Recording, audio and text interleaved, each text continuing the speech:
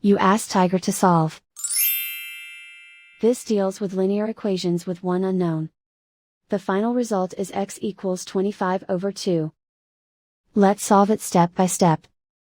Simplify the expression. Expand the parentheses.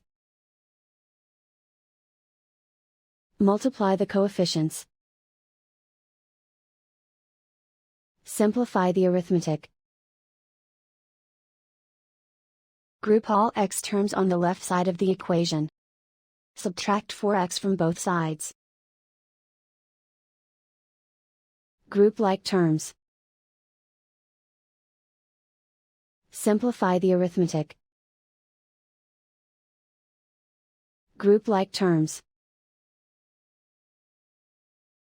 Simplify the arithmetic. Group all constants on the right side of the equation. Add 9 to both sides. Simplify the arithmetic.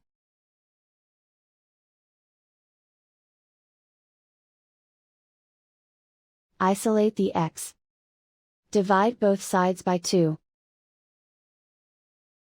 Simplify the fraction. And so the final result is x equals 25/2.